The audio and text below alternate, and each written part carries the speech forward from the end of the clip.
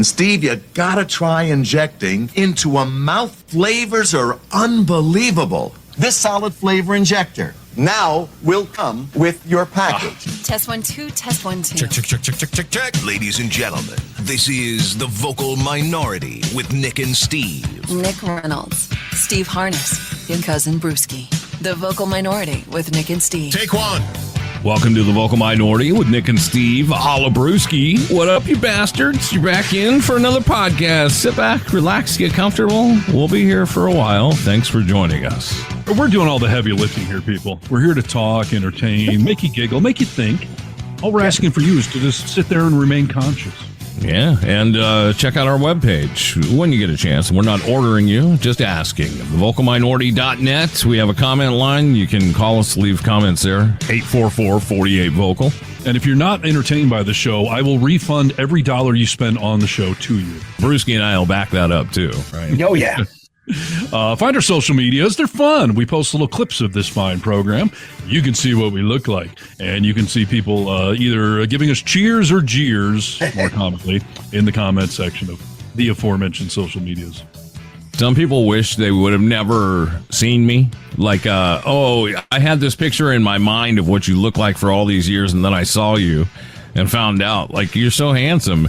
And they thought I was ugly. So now they have to deal with just this, perfect 10 talking to them on a podcast. I don't know what to tell you. Right. Speaking of our social medias, we posted this whole, what I did not think was a contentious topic as to whether or not men should be wearing flip-flops or sandals in the summer. Oh, my God. I have realized Reddit is just the toxic waste hole of the internet as far as... you could post a picture of a puppy and someone would say, you fucking hate kittens, huh? Like, it's just, you can't. People want to argue on Reddit. Oh, good God, yes. And they get mean. So, yeah, we posted this video about whether men should be wearing sandals or flip-flops or whatever in the summer. Yeah. And to gross Brewski out, I put my naked feet in the camera, which I felt was fun and funny. But not everyone felt that way. Yeah. Are you saying that some other people didn't like that, Steve? Oh, my gosh. So this one person says, I'm glad with my decision not to play the audio for this. It was cemented with the introduction of the old man presenting his toesy woesies on the camera. Can a brother get an NSFW tag? NSFW. He wanted this labeled like it was porn or something. Not safe for work, dude. It is not safe for work. All I can say is I care very little about what the no-neck old men have to say. Start shoving your feet in the camera for extra apathy and added disgust. That's not even the worst of them, though. That's pretty harsh. I mean, that guy's got issues that's saying that, right? You know, though, Steve, you might be able to monetize that, though. There are people who would pay probably to see your feet. I mean, they pay hot chicks to do it. There's somebody out there that's like, show me some hairy toes, or some real pasty toes or something like that. Somebody wants to. I should look into that because I have no shame in my feet. And quite frankly, if I can leave my face out of it, then all the better. They'll ask you to do things like step on blueberries and stuff like that, and they'll pay $100 to do it. Well, there's also a lot of porn on the net that will also bring foot jobs into the picture, So, like, you could give foot jobs. That's not necessarily gay. That's asking a bit much. So this one person says there has to be a balance dressing for comfort and dressing to impress. Brewski probably has claws for toes and is mad that he can't show them off. Negative, Ghost Rider. I only wear flip-flops if I'm going to a pool. There were several people that echoed that comment, by the way. Like, if you're at the pool or the beach, yes, but at the mall or at a movie theater, like I see some of you disgusting men. You don't understand. Like, there was some cats out there who are wearing flip-flops and their toenails look like dip-sized Fritos. Yeah. I mean, that is disgusting, but do we think that this is more of a West Coast vibe thing because... it's just the whole surfer mindset because I'll tell you what, you'll see Pats doing it here too. Really? It's all the college kids now, all the brews, and they get in my car and I can smell beer. And one dude was like, oh yeah, you know what? My buddy spilled a whole bunch of beer, on my feet. I'm glad I was wearing flip-flops. Glad you're wearing flip-flops? Are you crazy? What kind of shoes do you wear on the daily basis? Sneakers? Me? Yeah. Yes. Do you find, I mean, this is what I've found. As I get older, I'm 48 years old now, shoes are a different ball game. I'm a shoe guy. I've got so many pairs of shoes, and I have shoes that are in my closet that are awesome, that are so uncomfortable at this age. I used to wear Chucks every day of the year. That's all I wore. In the summer, I get crazy and take my socks off, but Chucks have become uncomfortable for me to wear on the daily.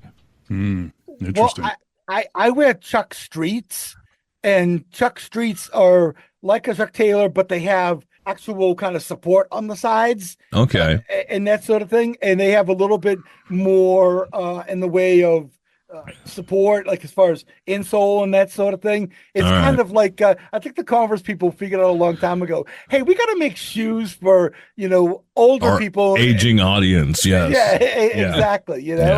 And my feet are so wide that after I wear them for maybe a week and a half, I've already broken the sides so that they're nice and broken in. Yeah. I'm saying bring back Velcro, dude. As I get older and fatter, I would just like to have easy on, easy off. And I've got slip-ons that I wear. I mean, I've got a lot of pairs of shoes now that are comfortable and meant for a old fat guy. Well, but Nick, though, the Chuck Streets on the tongue, they actually have a little stretchy sort of thing, so you can actually put them on, and you can still tie them if you want, but it's there. I like that. Yeah, I'm down. Mine don't tie. I just lace them up and then put a knot in the end and leave them loose and that sort of thing. Okay, I can get down with that. I also can't drive with flip flops. I just can't. I can drive barefoot, but I can't drive with flip flops. Yeah, like if I'm in flip flops and I have to drive from the beach, I'll kick the flip flop off my right foot and my left foot if I'm driving a stick, and I'll just drive with no shoes at all. Steve has so much practice in flip flops, he can drive like Michael in Knight Rider, dude. I mean, you can really navigate his vehicle. It's an acquired skill, but yes, I'm well versed in flip flops in all scenarios and facets of life. It's just it's an acquired skill, but it's just a hand with short fingers, is what I said last week, and it is. I mean, it's an extension. Nick, you brought up maybe this is a West Coast vibe thing. Has anyone ever heard of thong sandals? Have you heard them called that before? Thong? Yes, that's what I called them when we were kids. They weren't flip flop. They were thongs. Yeah, that's interesting. I never have heard that term. And I asked the dude, where do you live? That they called them thong sandals. He was like, Los Angeles. So I'm like, oh, really? We didn't call them thong sandals. We just called them thongs. Yeah. Okay. Yeah. Back to the topic of us being ugly. Another person says, I would tell these hosts to cover up their webcams before they tell anybody to cover up their feet. People are mean, dude. Right? He followed up, says, I'm not a model, but I'm not showing my face and telling people what they can or cannot show either. We're not telling you what you can and can't do, you fucking moron. This is our opinion. Yeah, you can. Yeah. There's a next. We were button. looking for feedback on what I thought is a benign topic, like summer fashion. Should men wear flip flops? Oh my God. We were looking for feedback, not feedback, but feedback. Okay. And then, I don't know, I'm going to start to read this. I don't know that I can get through this whole thing because it's so long, but this does bring up another point I want to get to. Okay. This guy comments, flip-flops are indeed a practical choice for marine biologists in the field. They provide comfort, allow for easy movement on various terrains like sandy beaches or rocky shores, and they're quickly dried after your feet get wet. As someone who spends a lot of time out in the field, I can attest to the flip-flops are an essential part of my kit. He goes on to say the answer as to whether men should or shouldn't wear flip-flops as a marine biologist is overwhelmingly yes. I don't know what his job has to do with this, but he keeps bringing it up. He's trying to impress us. Yeah. Those who argue otherwise might be missing out on enjoying the sun, a nice cold beer, and perhaps less contentious about environmental impacts such as cutting plastic. This goes on and on and on. Like, I'm serious. Yeah. It's like 6 or 7 different paragraphs. Moreover, embracing flip-flops means embracing a lifestyle that values practicality and environmental consciousness. What are you talking about, dude? I mean, this person had to be stoned. I replied to him saying, that is the most impressive, thorough answer I've ever seen. We're going to read it on the show. However, someone else chimed in and said, you realize that's an AI-generated response, right? This guy just typed that into ChatGPT, and I never thought never occurred to me, but they're probably right. It makes sense, right? Is this where we're at now? We're just going to let the Terminator take over our arguments? Can I just have ChatGPT argue back with this guy and just go to the beach in my flip-flops? It just makes so much more sense now because I was like, what moron is spending any time writing this? You know, it would be so interesting, just as an experiment, to go on a dating app and have ChatGPT write your profile. Even give it the parameters. This is the parameters of who I am.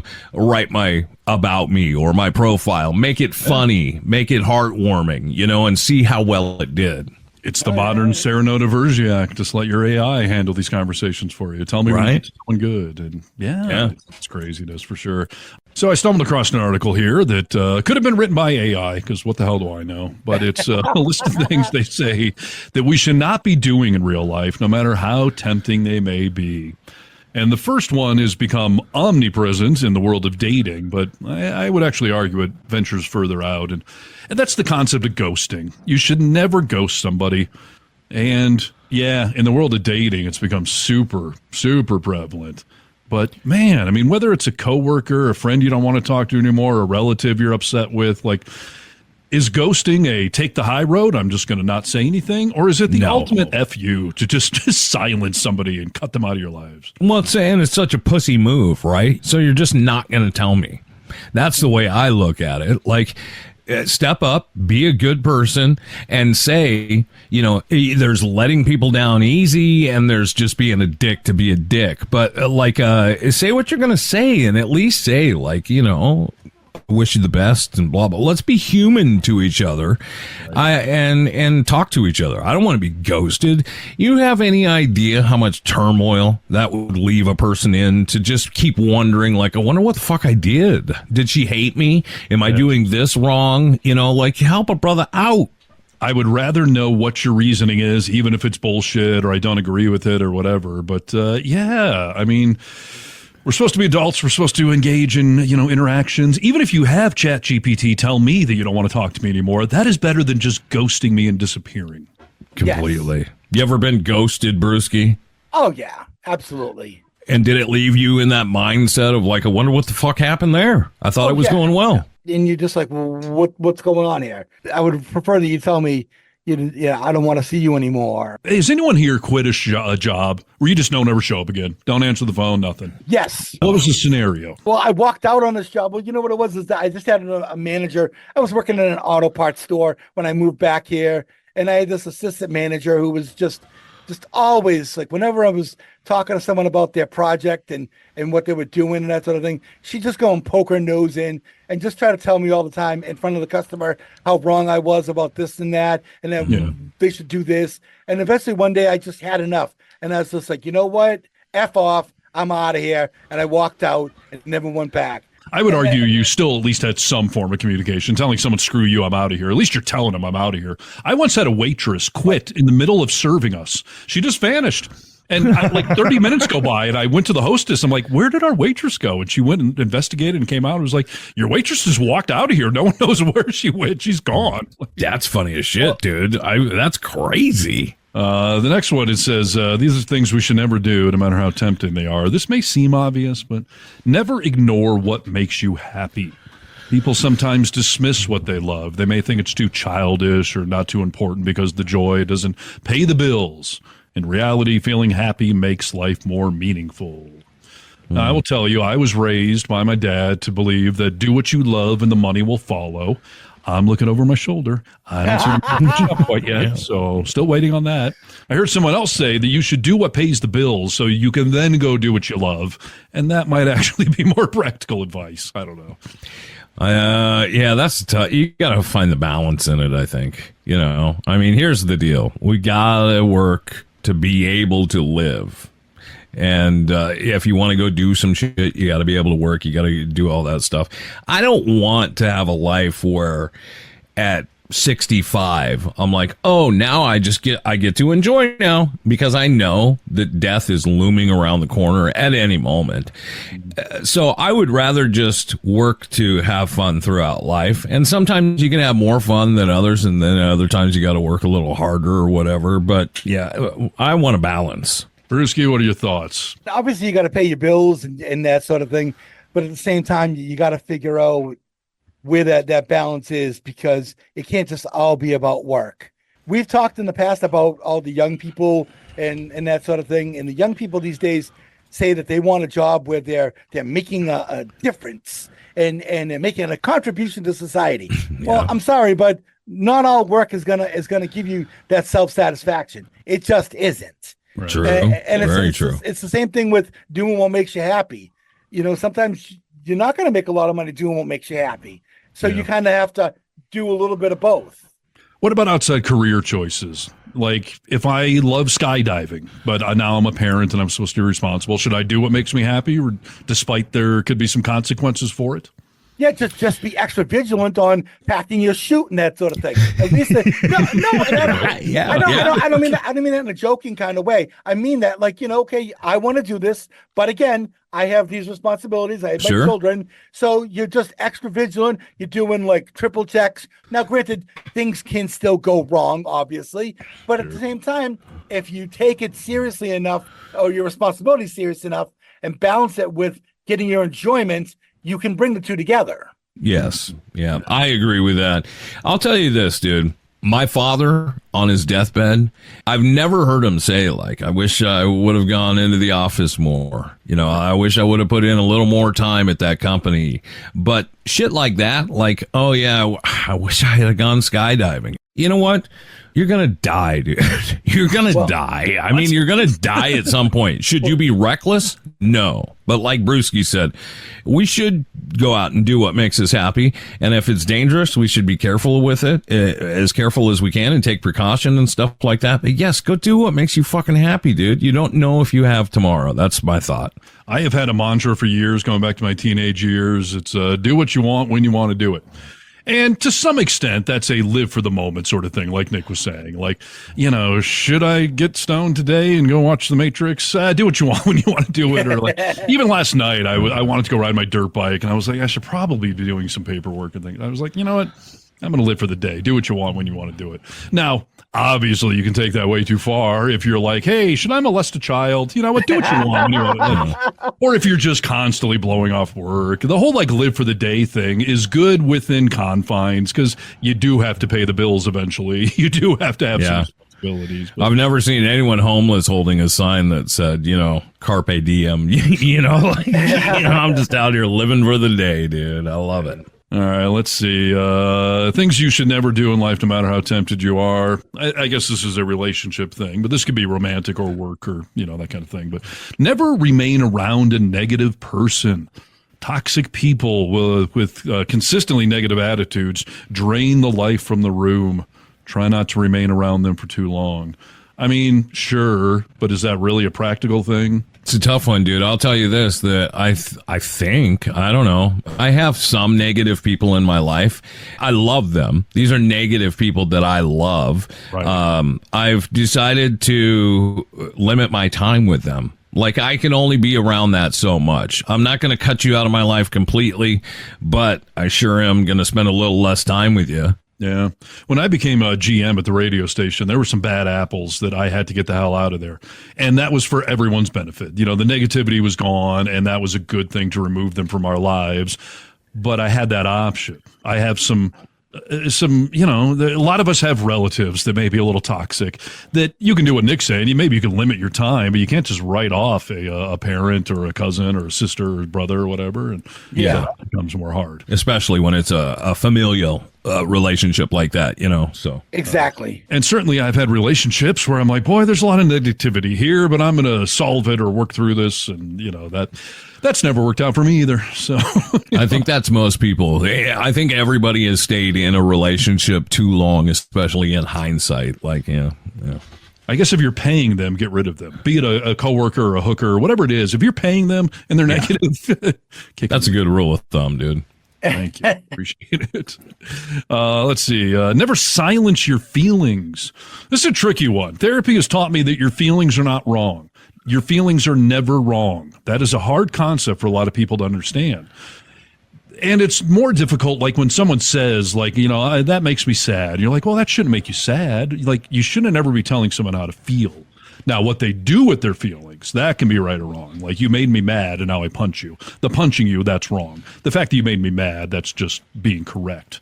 But never silence your feelings. Again, though, like, what are you going to do with them? So what does silencing mean? Yeah, I mean, that's a tough one because, again, everybody acts a little differently, and some people let their feelings out around people more liberally than others. You know what I mean? Like, I always think that to be emotionally intelligent is to be able to choose when you let those feelings out.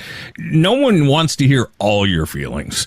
There's a certain audience for your feelings. You can validate your own feelings, but not everyone wants to hear every feeling you have. Yes, and I think that may be the point here of, like, limit who you share them with, but you've got to validate your own feelings because you're feeling that way for a reason. And maybe it's something you do need to work through or resolve, or maybe it's something you're denying that is causing you to keep toxic people in your life or whatever. Right. Yeah. No, it can be dangerous for sure. Yeah. Never ignore your feelings. They always say, like, I think this is men and women, but it seems to be related more to women. They always say, like, trust your gut. You trust your gut.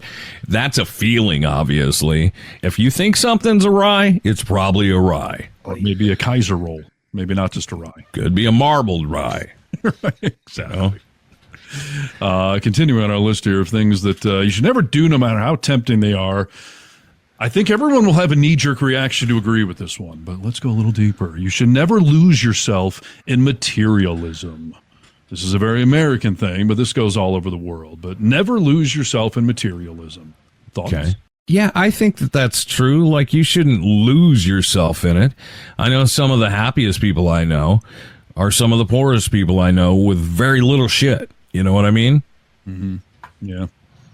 Money is the root of all evil, said no poor person ever. But yeah, I hear you. True. Exactly. Yeah. No, I get it. Can we lose ourselves in materialism? We can, and a lot of times we do. A lot of times when you don't have the means to get those things, I think it's easy to lose yourself in it when you do get money. Yeah. You know. I mean, I understand what they're talking about, the extremes of being into fashion only or material items, but we all, I mean, look at my background. I have things behind me that are material items that mean a lot to me, and I cherish them. And, you know, I like my car. I like my dirt bike. Like, are these material things that I should not be getting myself all wrapped up in? Or is that the world we live in? We have things. Sure. I mean, some of that, everything on that wall behind you is a hobby on some level, right? I mean, it's your life. It's how you live your life. It's beyond that. Those signify those things. Right. But and you're not lost in any of them. I think that maybe the way I would interpret that is that, like, yeah, I am the guy that has to show up in the Porsche and might look down on your Honda. Everything's been lost in the material. Yeah. The other side of this that I feel like I do not lose myself in materialism is the way I dress. But it keeps coming up in my life that not everyone agrees with the way I dress. So should I be telling anyone, like, hey, you're getting lost in materialism, man? Who cares if I don't wear a collared shirt? Yeah, I think you should, dude. I think you should say, you know what? When it's appropriate, I will make sure I have a tie on, and I will respect when you might think it's appropriate, but 9 times out of 10, it's appropriate for me to wear exactly what I'm wearing. I think that's what you should tell people. That's a good way to sort of shame their shaming of me, isn't it? Yes. Yeah. Yes. Yeah. Shame them, dude. Come on. I'm making a note here real quick. Okay. As a timestamp, I'm timestamping this right now. Right. Next week on Steve is Right, or Steve was right. Next week on Steve used to have friends and family that cared about him. All right. Things to never do, no matter how tempting they are. Never let yourself rely on just one person. This is an interesting one because, you know, just one person, I suppose it's bad, but how long of a list do we all really have of people we rely on? The list should be fairly short, right? I think I'm getting vibes of don't put all your eggs in one basket. I've got a handful of people that I rely on in my life for different things. Mm-hmm. Isn't this sort of shooting down the concept of marriage, of dying, of growing old with someone? You know, I think it's the opposite, right? I think there's this notion out there that my wife, Rachel, should be able to do should be everything to me. She is a lot to me, and she's everything to me on some levels. But there's things that I can get from you fellers that I can't get from her, and I shouldn't expect her to give them to me, really. I mean, that's a lot of shit to put on somebody to say, you should make me happy in every aspect of my life. I will only seek you out. So on that level, yeah, you shouldn't put all your eggs in one basket. Should that one person then be the majority? Like Rachel's 80% of what you need, but then you get the other 20 elsewhere? Or should it be 20, or 50 for her? And while she might be, I don't think she has to be. Again, I think that's a lot of pressure. There are certain needs that we have. They're different for everybody. But in a relationship, there are certain needs, especially vulnerability, that I would hope that she would be there for me on all that kind of stuff. I would expect to this is where I come to get that.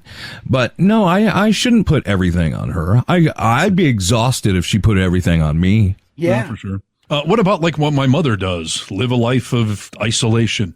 Is she not putting everything on one person herself? Yeah. But you also have to be able to be by yourself and be okay being by yourself. This whole notion of people who, get married, 6, 7, 8 times because they just can't stand to be alone.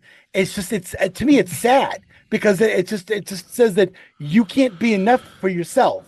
Now, granted, I know there's intimate aspects of life that obviously you're not getting when you're alone. But at the same time, you should be able to be everything for yourself and be okay with it. Mm-hmm.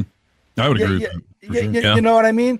Because, I have an aunt who has been in toxic relationship after toxic relationship, one after another. Well, now she's like 70-something years old and, now she's not doing that. But that's just because where she is age-wise. But growing up, she was always in all these toxic relationships, and it was always because she couldn't stand being alone. Yeah, no, that's important, dude, for sure, to be able to be alone, and easier for some than others. But yeah, you should definitely, I don't think you should ever put all your eggs in one basket. And that's not a diss to anyone you're relying on. Yeah, I mean, that's just the color of life. Yeah.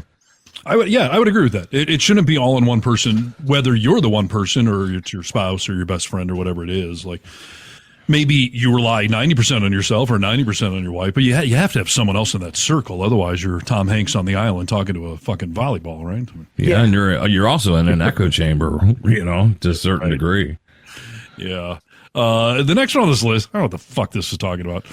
Things you should never do in life, no matter how tempting they are. Never ignore your local library.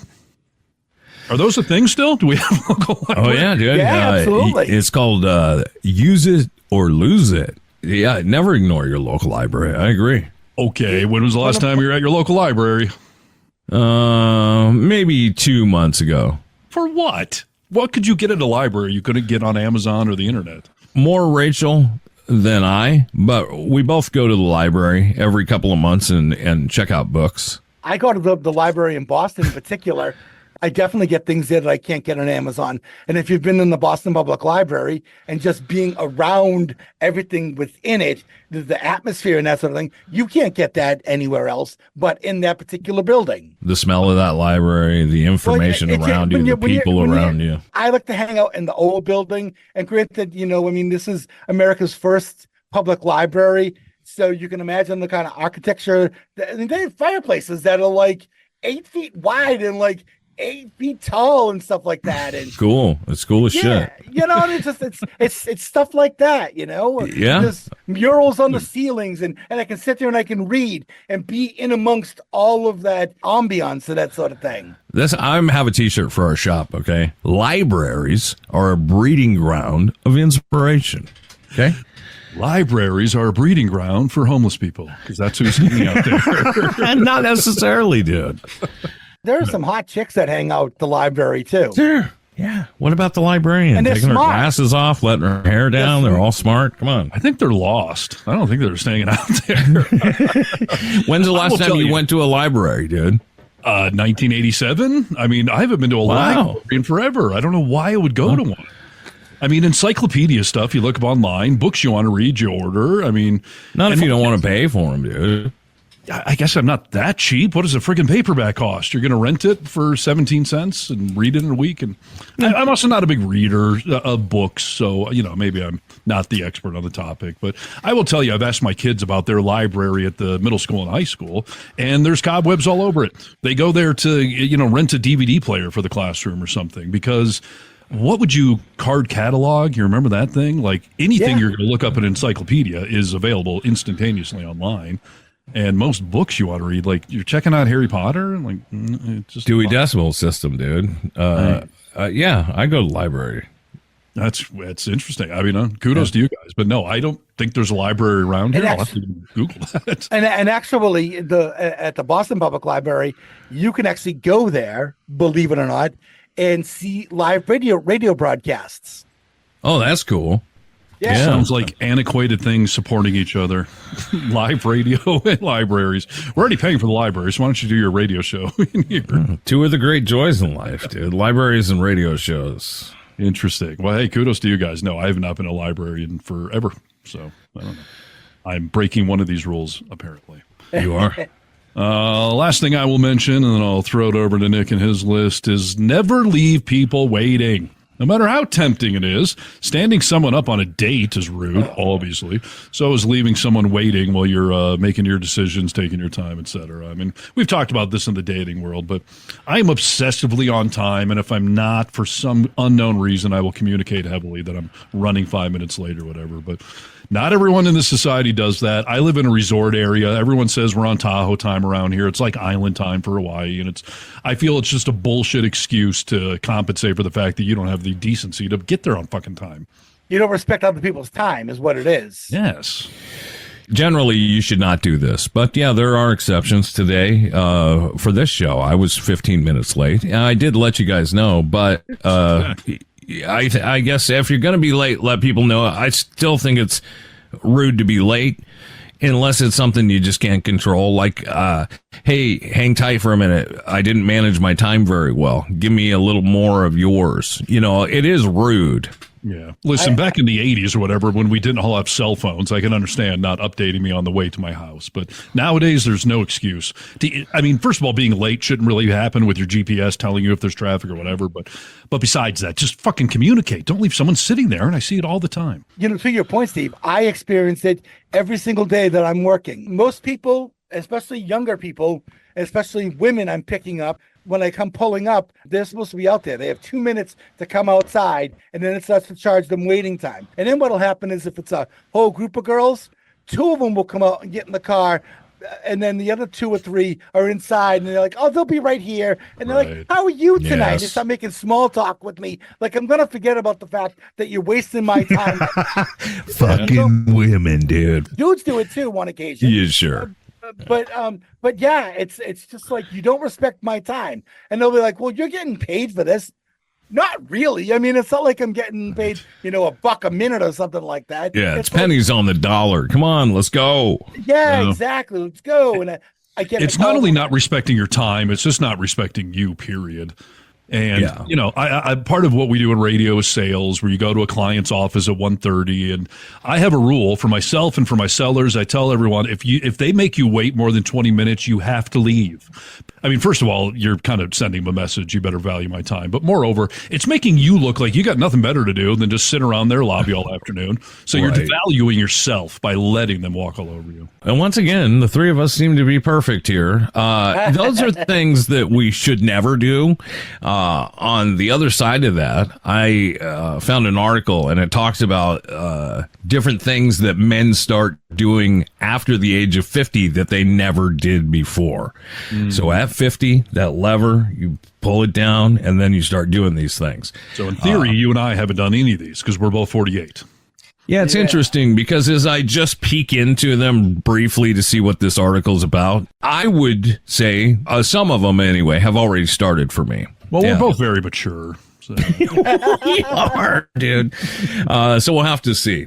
The first one talks about rediscovering old hobbies. Being over 50 gives men the chance to reconnect with past interests and rediscover new aspects of long forgotten passions they might have.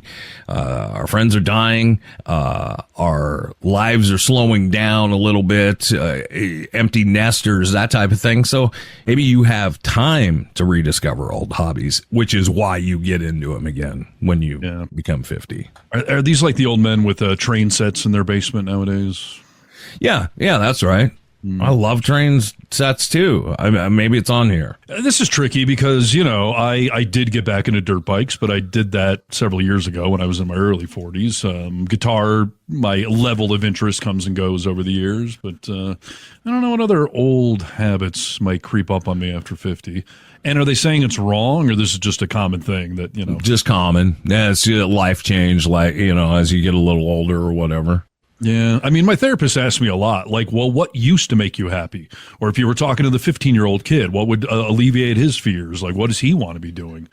I don't know if there's harm per se, because that's why I got back into dirt bikes. I realized I have no hobbies. I just work and raise kids, and what used to make me happy? And I thought dirt bikes used to make me happy, so that's why I got back into it. Brewski, have you always written, like I know you've written a book now, have you always done that, or is it something you started doing again? No, I've always done it, actually. Going back to when I was in 8th grade, not so middle school sort of thing, because that's when they started to bring creative writing into English class and that sort of thing.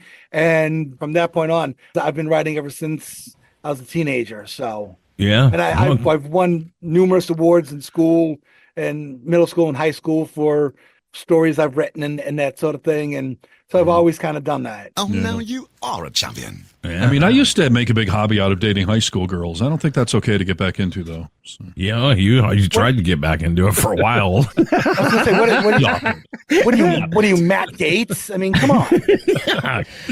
This is called prioritizing health and fitness. Now, this is interesting. Obviously, as we age, we start to think about our mortality. How can I live a longer life? And I don't know, maybe health and fitness is on there. I definitely think about this more, but that's kind of where it stops with me. Like I do think about it. Well, you're not 50 yet. It'll kick in a high gear the next year and a half. So. Yeah, maybe so. Hey, listen, I think about it too. Doesn't mean it happens. Yeah. Listen, I would argue if you hit 50 and you're not in some level of good shape, I'm not sure that you're going to then just get into it, but it's never too late. But yeah, it's your mortality, I think, that probably brings that on. For sure. A lot of people set goals of like, hey, by the time I'm 50, I'm going to start living a more healthy life or whatever. Yeah. And then maybe it changes to like, oh, you know what? I'm going to do that at 55. Yeah, I'm going to do that at 60. It just keeps going up. I will say, back in my 20s, I always thought to myself, all right, when I hit 30, I'm going to stop smoking pot and I'm going to get in good shape. And then it became, all right, when I hit 40, I'm going to stop smoking pot, I'm going to get in good shape. Right. As I hit 50, I'm happy just being in good shape. Forget it. The rest goes down. So. I'll never forget, dude. My aunt Fanny died of lung cancer, okay? And my father and I went to see her on her deathbed, and we're sitting there spending a little time with her. And she was still kind of able to communicate at this point, but she had an oxygen mask on and everything. She was in hospice. We're sitting there. I'm a younger man. I'm probably 17. She takes her oxygen mask off, and she has a real strong German accent. And she says, cigarette. Oh, and I was like, oh, she wants a cigarette. My dad pulls her pack of cigarettes out, puts it in his mouth, and lights it for her, and, has her smoke it out of his hand. And I was looking at him like, what the fuck are you doing? And he just looked at me like, really? I mean, what does it matter now, dude? She wants to be happy now. Like, what am I going to do? Of course I'm going to give her a cigarette. Yeah, I mean, in that scenario, I get it. And I've heard a lot of people joke, like, if I stop smoking, it's only adding a couple of years to the end of my life, and that's the shitty end of your life anyway. So what? That's the pain and suffering we go through. How about pursuing new career paths? I find myself in this scenario where, I'm at least looking into new stuff and saying, oh, I've done this for years. I wonder what else is out there that I might enjoy. Yeah, I've been pondering that as well. I don't know if it's a midlife crisis kind of thing or a more practical, like, well, I've been in radio for nearly 30 years now. Part of me thinks that's all you can do, but I've learned from a lot of other people that start new careers in midlife that maybe you should be turning the page. Maybe there is a new chapter, but maybe that's my midlife crisis talking, and I should not buy a Camaro and start a new career. It's funny, dude. I was talking to my therapist about this last week. I'm struggling to find a new career path that would actually even excite me, that I could explore. And she asked me this week, how many jobs did you apply for last week? And that's a valid question, because that's what I want her to be pushing me and holding me accountable to some things. And I was like, 2. And she was like, what is the trepidation? Like, what are you afraid of? And we've talked about, like, I don't want a short-term job. Like, if I start something, I'd like to do it for a while. She recommended, because I'm struggling with it, last week, she was like, apply for any job.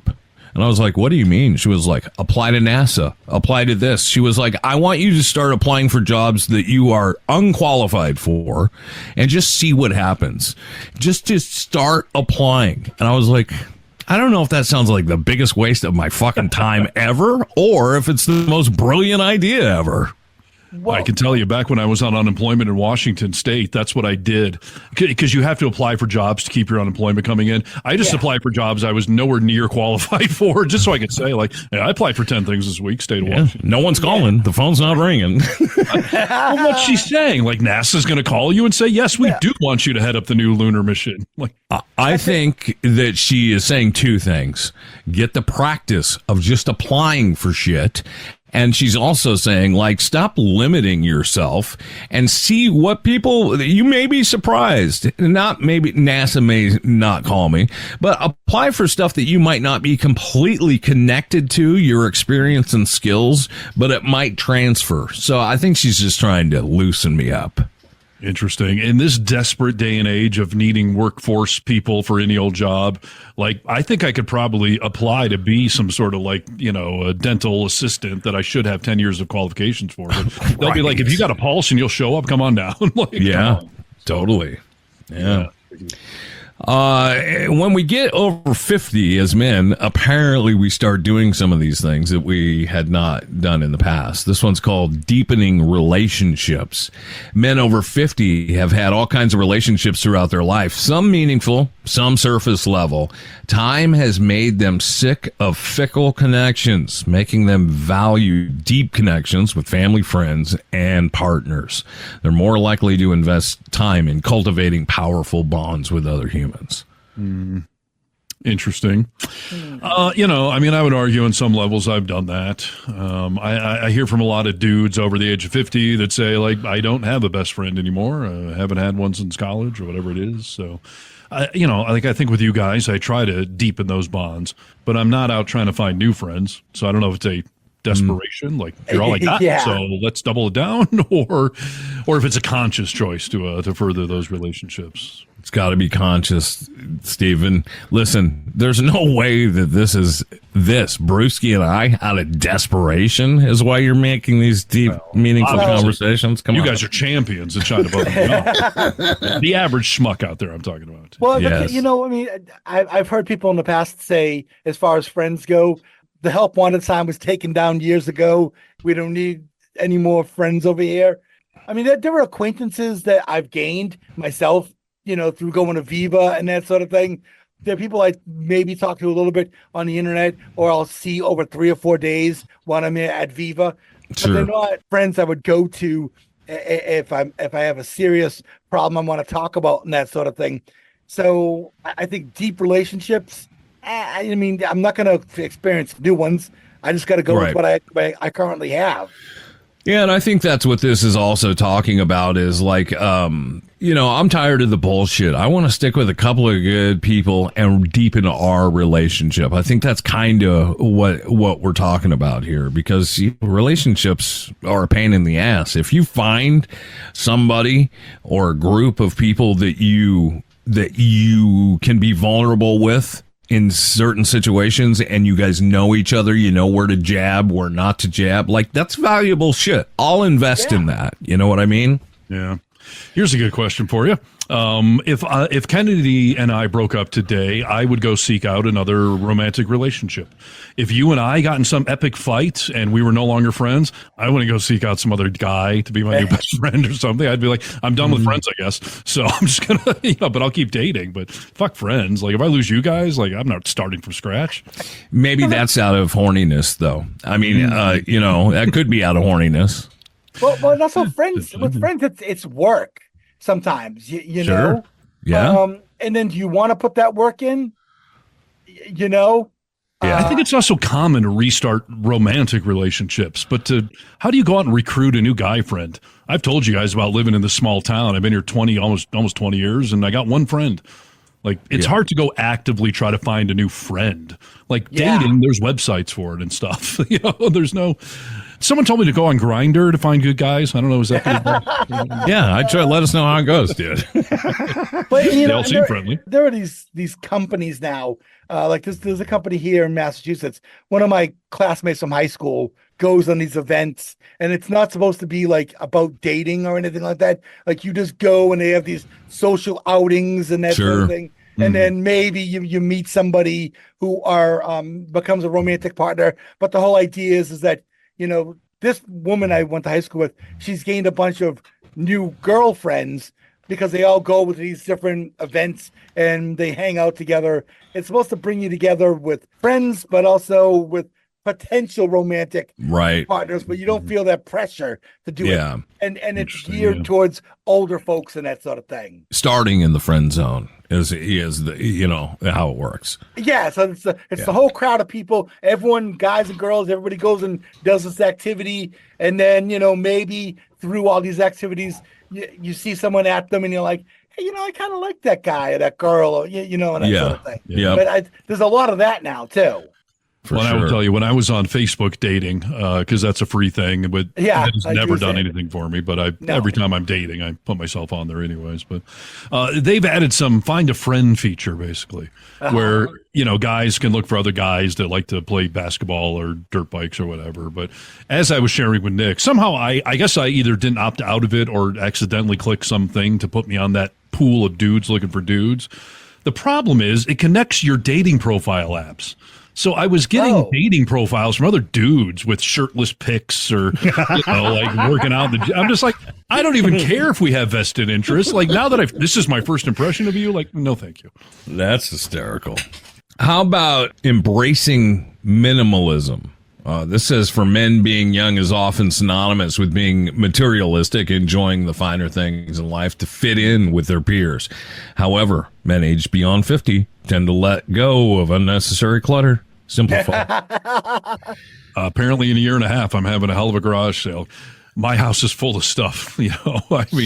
I've collected a lot of stuff and I like my stuff. I don't want to get rid of it. Right. So I don't see going the other way around. Most guys I know started off in their 20s with the apartment that had like the folding chair and the TV on a box or something. Right. But I was materialistic back then. But now that I've lived life and have collected things, like I like my things. Yes. Brewski and I are constantly collecting more items. I mean, we are not going anywhere near this, and you've got a healthy collection too. I agree. That's a young person thing. Now, I will say, I've thought about changing my life in the sense making a big change. Like, hey, Rachel and I should just hit the road in an RV and not have a home base. Right? Just cruising around and minimalize everything. Make life a little more simple. But if I'm living in my house, dude, and going to work and doing all the shit you do, I got to have my stuff, dude. I love my stuff. Yeah. Yeah. So, I hope that doesn't kick in on me, but I don't know. Slap me if it does. Or come buy my stuff. I don't know. So. Yeah. Well, we should just trade our stuff around once in a while. How about traveling more adventurously? That's something you start doing when you're 50. Your thoughts? More adventurously? Like, what does that mean? As younger men are trying to build a career, many of them have little time to go traveling. With fewer responsibilities, men over 50 will take time to explore new destinations, engage in adventurous activities. They may have the urge to visit somewhere they always wanted to go, and now they're going to go do it. Safari or something. Mm-hmm.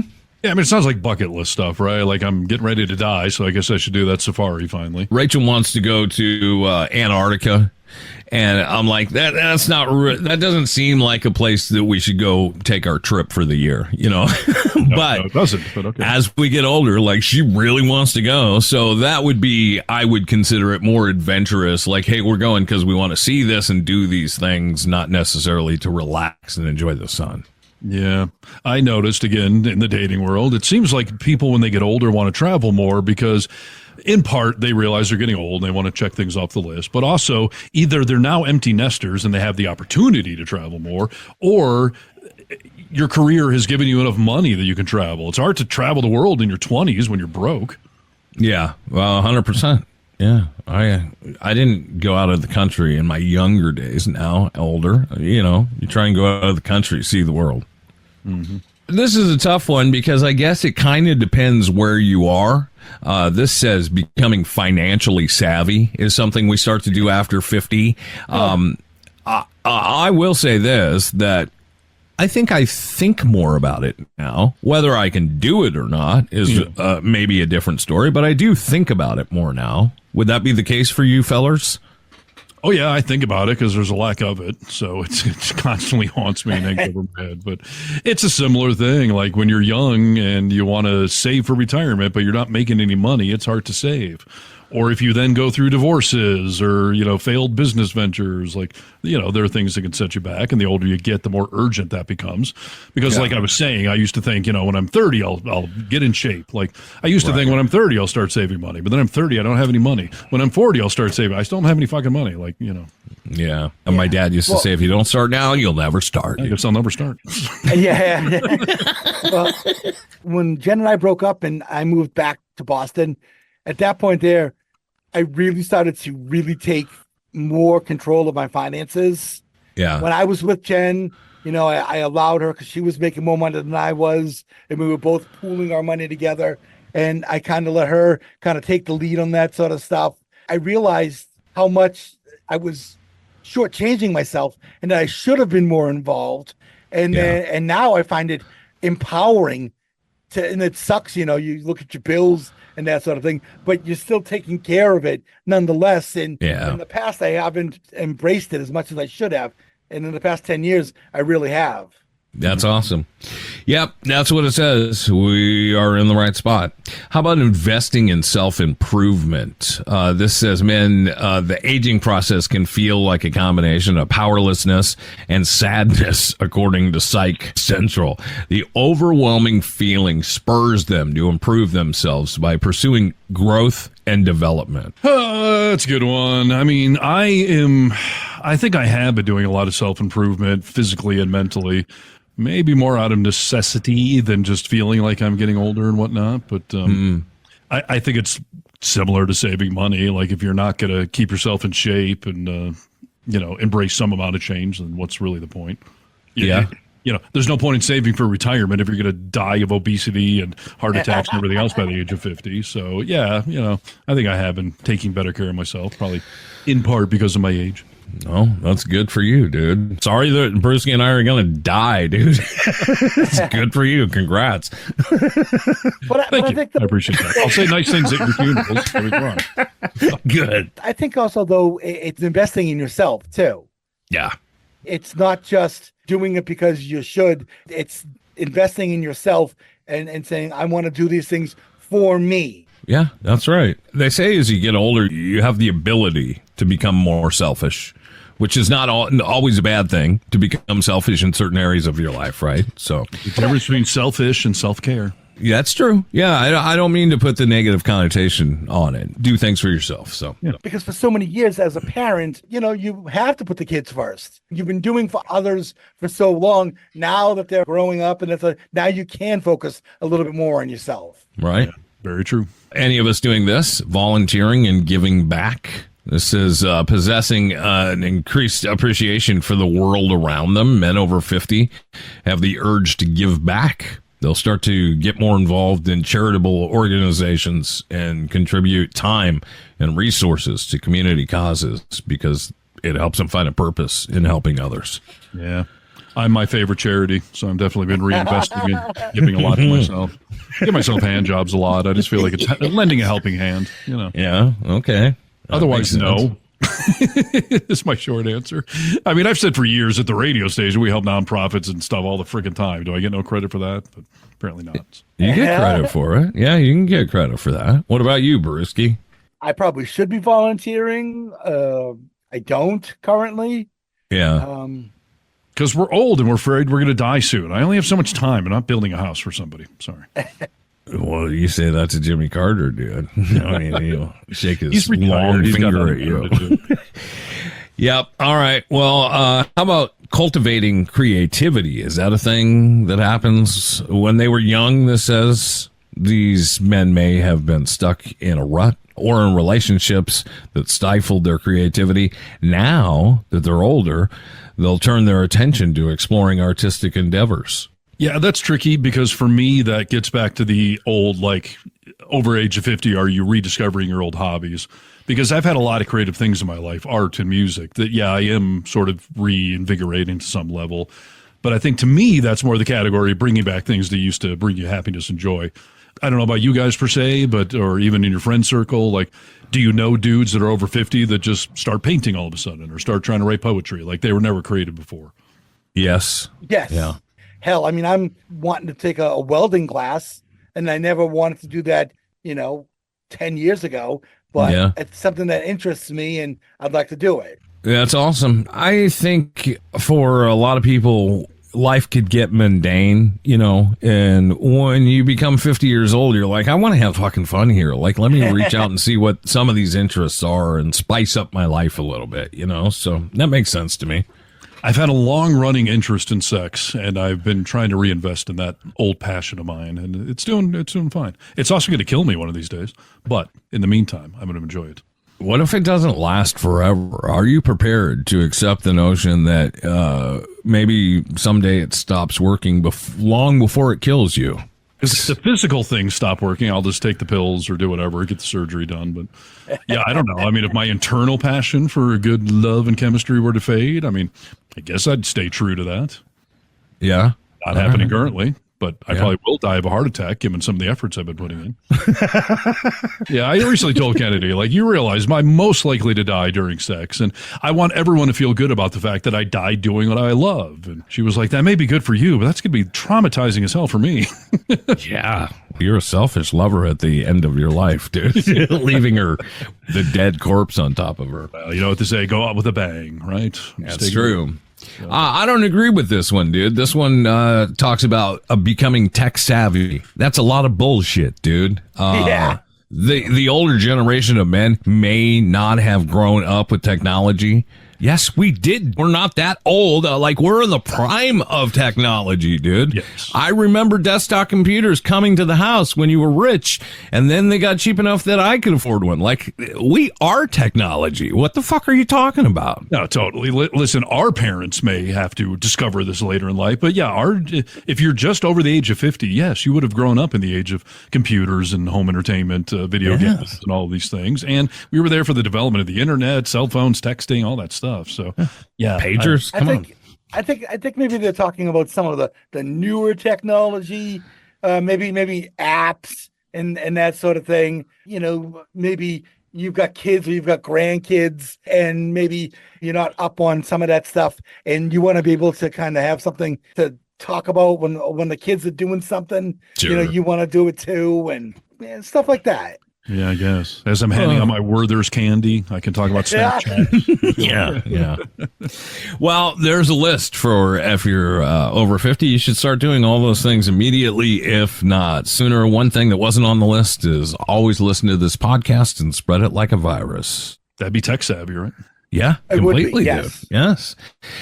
This is the Vocal Minority with Nick and Steve, all Brewski. Yes, we have a website. It's thevocalminority.net. We have social media sites that I want you to go enjoy and share, and click and download this podcast. Mark it on your favorites list. It helps us, please.